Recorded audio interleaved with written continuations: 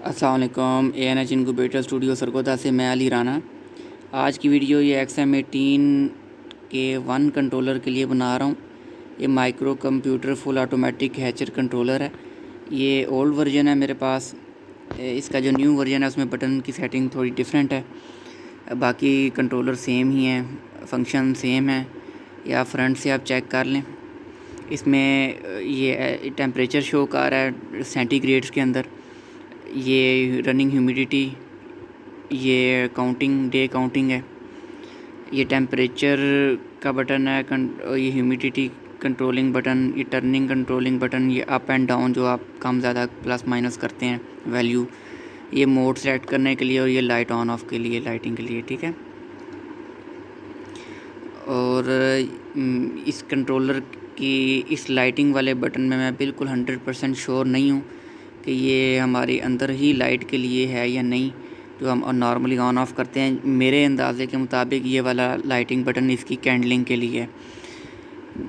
ये lighting button कैंडलिंग के लिए ही शो हो रहा है इसके अंदर, मेरे अंदाज़े के मुताबिक। ये गलत भी हो सकता है। असल में इस कंट्रोलर के कोई मैनुअल चार्ट या कोई वीडियो, रेफरेंस वीडियो मौजूद नहीं है नेट पे। मैंने काफ़ी सर्च किया, मुझे नहीं मिली। तो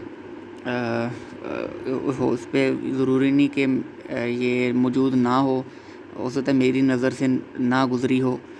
तो बहरहाल मेरे पास ये कंट्रोलर मौजूद है, तो इसकी सेटिंग करना, बताना मैंने मुनासिब समझा। ये कंट्रोलर बहुत अच्छा है, और इसकी सबसे ज़बरदस्त बात ये लगी है कि इसकी एक्यूरेसी बहुत ज़्यादा है। इसके अंदर जो सेंसर यूज़ किए गए हैं, टेम्परेचर और ह्यूमिडिटी सेंसर, वो बहुत उनकी प्रिसीजन बहुत अच्छी है, बहुत ज़बरदस्त प्रिसीजन है। और इसका ह्यूमिडिटी सेंसर जो है ये XM18D से एडवांस है मेरे नॉलेज के मुताबिक। हमारा नॉलेज गलत भी हो सकता है, क्योंकि इस कंट्रोलर के मुतालिक बहुत ज़्यादा मालूमात नहीं है। तो हमने जो ख़ुद से एक्सपेरिमेंट्स किए हैं उसके मुताबिक मैं आपको ये इन्फॉर्मेशन दे रहा हूँ। और हम ये बहुत सारे एक्सपेरिमेंट्स करने के बाद ही अपनी कोई भी इंफॉर्मेशन अपने क्लाइंट्स, कस्टमर्स वगैरह, अपने दोस्त अहबाब के साथ शेयर करते हैं। तो इसकी एक्यूरेसी जो हमारा थर्मामीटर होता है उसके एन मुताबिक है, इसके टेम्परेचर की और ह्यूमिडिटी की भी। उसके हमारे जो देसी साख्ता होते हैं बड़े एक्यूरेट होते हैं। टेम्परेचर ये जो थर्मामीटर होता है, ये ह्यूमिडिटी के लिए जो हम यूज़ करते हैं मीटर, मैनुअल मीटर, उसके बिल्कुल मुताबिक है। और जो कैप्सूल टेम्परेचर कंट्रोलर होता है जो कि मार्केट में अवेलेबल है, पहले लगाते थे, अब बहुत रेयरली लग रहा है, उसके भी एन मुताबिक है ये। तो इसकी एक्यूरेसी के ऊपर हमने बहुत टेस्टिंग की है, और ये तमाम बाकी XM18D, XM18, XM18EK वगैरह, ये जितने भी कंट्रोलर हैं उनसे ज़्यादा एक्यूरेट हमने इसको पाया है। ये अपने एक्सपेरिमेंट्स के बलबूते पर मैं आपको ये इन्फॉर्मेशन दे रहा हूँ। तो अब मैं इसके आपको मुतालिक थोड़ा सा रिव्यू मज़ीद करता हूँ कि इसमें ये लाइटिंग सिग्नल्स हैं। पहला कूलिंग का, यानी कि एमरजेंसी एग्जॉस्ट जो होता है उसका ये सिंबल है, कूलिंग लिखा हुआ है इसके ऊपर, आप देख सकते हैं। ये टर्निंग का, जिस टाइम टर्निंग हो रही होगी उस टाइम ये लाइट LED ऑन होगी, ये अलार्म का है। ये मोड्स के लिए है, इसमें बड़ी ज़बरदस्त ऑप्शन है कि आप मोड सेलेक्ट कर सकते हैं। तो मोड जिस भी कंट्रोलर में सेलेक्ट करते हैं उसका छोटा सा ड्रॉबैक ये है कि आपने at a time he eggs रखने होते हैं। ऐसा नहीं है कि मोड सेलेक्ट करने के बाद आप परसों भी कुछ अंडे लगाएं, कुछ कल लगाएं, कुछ आज लगाएं, कुछ 6 दिन बाद लगाएं, कुछ हफ्ते बाद लगाएं। तो एक ही टाइम पे सारे के सारे एग्स लगाने होते हैं, तब मोड आप सेलेक्ट करते हैं। अगर आपने ऐसा नहीं करना, वक्तन फ़वक्तन अंडे लगाने हैं, तो आप कांस्टेंट टेम्परेचर मोड सेलेक्ट करेंगे, जहाँ पे आप अपनी मर्ज़ी का टेम्परेचर वगैरह या ह्यूमिडिटी वगैरह के ऊपर इसको कंट्रोल कराएंगे। एक बहुत ज़रूरी इन्फॉर्मेशन है, लोग इसमें अक्सर गलती कर जाते हैं, तो इसलिए मैं ये आपको प्रोवाइड कर रहा हूँ। और इतना बारीकी से बताने का हमारा मकसद सिर्फ ये है कि हर इंसान एक्स्ट्राऑर्डिनरी शार्प नहीं होता, तो बारीकी से इसलिए बताते हैं ताकि हर बंदा हमारी बात पिक करे और इजीली उसको इम्प्लीमेंट भी कर सके। अब इसको मैं आप बैक साइड से दिखाता हूँ। ये आप देखें, इसमें टेम्परेचर, ह्यूमिडिटी सेंसर सेट करने का बड़ा इजी वे है। जस्ट आप प्लग करना है आपने इसको। ये ऑन ऑफ का भी स्विच इसमें मौजूद है, इसकी पावर का। ये इसकी पावर केबल है, इसके साथ जो लगती है, ये बिल्ट इन है। इसका एक ड्रॉबैक है मज़ीद के इसमें ना आपको एक्सटर्नल रिले लगानी पड़ेगी, क्योंकि इसका जो पावर केबल है वो देख सकते हैं आप, जो इसके साथ जेन्युइन केबल है वो इस काबिल नहीं है कि ज़्यादा बड़ा लोड उठा सके। तो अगर हम चाहते हैं कि इसके यानी कि 1500 1000 एक्स कैपेसिटी इनक्यूबेटर हमने इसके ऊपर रन करना है, तो हम एक्सटर्नल रिले साथ लगाएंगे, तब ये हमारे पास प्रॉपर वर्किंग में आएगा, नहीं तो आपका नुकसान हो सकता है और काफ़ी भारी नुकसान हो सकता है। अब मैं आपको इसकी सेटिंग्स के मुतालिक बताता हूँ। इसकी सेटिंग इजी है। तो सबसे पहले मैं सेटिंग वो बताऊँगा जो कि एक फार्मर को ज़रूरत होती है फ़ौरी तौर पे करने के लिए, टेम्परेचर और ह्यूमिडिटी सेट करने के लिए। उससे पहले मैं 2 सिग्नल बताना भूल गया था पहले। ये हीटिंग और ह्यूमिडिफाइंग का ये LED सिग्नल है। जब हीट सोर्स ऑन होगा तो ये LED लाइट ऑन होगी हीटिंग की, जिस टाइम ह्यूमिडिफायर ऑन होगा तो ये ह्यूमिडिफाइंग की लाइट ऑन होगी। अब मैं आता हूँ इसकी सेटिंग के ऊपर। जो फ़ौरी तौर पे सेटिंग करने वाली होती है वो टेम्परेचर और ह्यूमिडिटी सेट करने की होती है। तो मैं चाहता हूँ कि मैंने टेम्परेचर 37.8 सेट करना है। तो अब टेम्परेचर का बटन, ये पहला बटन लेफ़्ट साइड से फर्स्ट बटन आप प्रेस करके रखेंगे। ये 37.8 है, ये पहले से ही सेट है। तो आप 37.8 सेट जैसे कि कर लिया, तो आप दोबारा टेम्परेचर का बटन प्रेस करेंगे तो ये वैल्यू आपके पास सेव हो गई है। इसी तरह मैं चाहता हूँ ह्यूमिडिटी की वैल्यू मैं 60 सेट करना चाहता हूँ या 65 सेट करना चाहता हूँ। बिल चलें सिर्फ 65 सेट कर लेते हैं। तो यहाँ से आप 65 करने के बाद दोबारा ह्यूमिडिटी का बटन आप प्रेस करेंगे। अब ये सेटिंग हमारे पास ह्यूमिडिटी की सेव हो चुकी है। अब इसमें मोड सेलेक्ट करने का तरीका बताता हूँ। मोड का बटन प्रेस करके रखेंगे आप। इसमें देखिए चिकन, डक, गूज, पिजन और कांस्टेंट टेम्परेचर, ये सारा वो है, इसमें ऑप्शन है। ये XM18 EK, XM18S और XM18 ST के ही मुताबिक इसमें वो उसी तरतीब से ये मोड्स की सिलेक्शन है। मोड का बटन प्रेस करके रखेंगे, मुसलसल दबा के रखेंगे। ये देखें ये चिकन के ऊपर आ गया।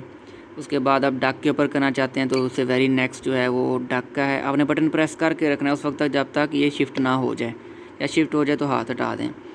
फिर गूज़ पे सेट करना चाहते हैं तो अब ये गूज़ की सेटिंग पे आ गया है। उसके बाद पिजन, ये पिजन पे आ गया। अब कांस्टेंट टेम्परेचर, यानी कि आपके जो मैनुअल जो वैल्यूज़ हैं उन पे जो आपने कराना चाहते हैं तो वो एंड वाला आप सेलेक्ट करेंगे। ये कांस्टेंट टेम्परेचर पे आ गया। अच्छा, अब मैं आपको बताता हूँ इसकी एडवांस सेटिंग कैसे करनी है। इसमें डिफरेंट है थोड़ी, टेम्परेचर, ह्यूमिडिटी और टर्निंग की सेपरेट आपको सेटिंग्स करनी पड़ेंगी। इसका तरीकाकार ये है, टेम्परेचर का बटन आप मुसलसल प्रेस करके रखेंगे इस हद तक कि P1 आ जाए। P1 आ गया। अब ये हमारे पास ओवर टेम्परेचर वैल्यू है। अब मैं चाहता हूँ कि जैसे ही 38.3 मेरा टेम्परेचर हो तो एमरजेंसी एग्जॉस्ट चल जाए, तो वो सेटिंग सेव कर दी P1 पे। दोबारा टेम्परेचर का बटन दबाएंगे, P2 आ गया। इस पे ऑल हीट सोर्स बंद हो जाएगा 37.8 पे, यानी कि P2 पे। फिर दोबारा टेम्परेचर का बटन ओके करें, दबाएं, प्रेस करें। अब ये हमारे पास वो वैल्यू है जिस पे हमारा यानी कि हीट सोर्स अपने ऑन करना है। मैं चाहता हूँ मेरा हीट सोर्स 37.2 पे ऑन हो, तो 37.2 पे आपने सेट कर दिया है। अब दोबारा टेम्परेचर का बटन दबाएंगे, सेटिंग सेव हो गई है। P4 आ गया। ये इनसफिशेंट टेम्परेचर अलार्म वैल्यू है। मैं चाहता हूँ 36.5 या इससे बिलो आए तो आपका अलार्म बजे। दोबारा टेम्परेचर का बटन दबाएंगे तो अब ये कैलिब्रेशन है, यहाँ से आप कैलिब्रेशन कर सकते हैं, यानी कि कम ज़्यादा आप पाएँ टेम्परेचर को तो आप इससे सेट कर सकते हैं एंड वाली वैल्यू से। ठीक है, वो आपकी सारी की सारी आप सेव हो चुकी हुई है। अब ह्यूमिडिटी पे आते हैं। इसको बटन को प्रेस करके रखेंगे इस हद तक कि H1 आ जाए आपके पास। ये H1 वैल्यू है हमारे पास कि ओवर ह्यूमिडिटी वैल्यू। अब जैसे 85 पे आएगा ह्यूमिडिटी या इससे बढ़ेगी तो आपका अलार्म जनरेट होगा। H2 हमारे पास वो वैल्यू है कि जिस पे आपकी ह्यूमिडिफायर ऑफ हो। तो मैं चाहता हूँ 65% ह्यूमिडिटी पे हमारा ह्यूमिडिफायर ऑफ हो, तो वो आपने सेट कर दी। दोबारा ह्यूमिड का बटन दबाएंगे, अब आ जाएगा इसके अंदर आ जाएगा H3, सॉरी दोबारा करता हूँ, H1 ओवर ह्यूमिडिटी वैल्यू है। उसके बाद H2 हमारे पास है कि कितने पे आपने ह्यूमिडिफायर ऑन करना है। नहीं, ऐसा नहीं है, इसमें H1 जो हमारे पास वैल्यू है वो है कितने पे आपका ह्यूमिडिफायर ऑफ हो, तो वो हम चाहते हैं हमारा ह्यूमिडिफायर ऑफ हो 65 पे। यह आपने सेट कर लिया। अब ये 60 पे हम चाहते हैं कि हमारा ऑन हो ह्यूमिडिफायर, ये आपने सेट कर दिया।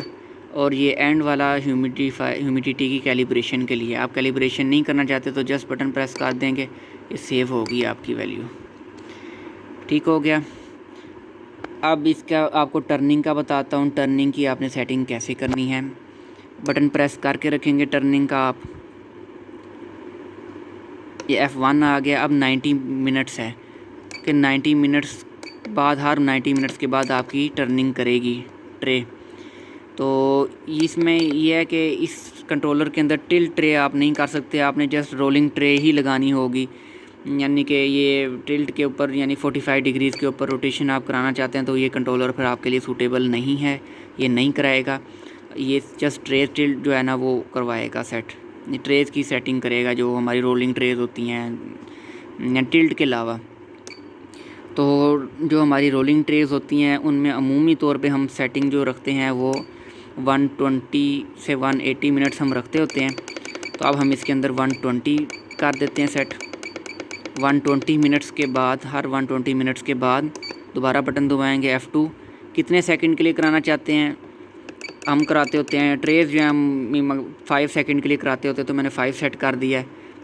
दोबारा F3 आ गया। F3 डे काउंट है, कितने डेज़ हो गए हैं वो यहाँ से आप 0 भी सिलेक्ट कर सकते हैं, नहीं मिनिमम 1 सिलेक्ट कर सकते हैं और मैक्सिमम 99।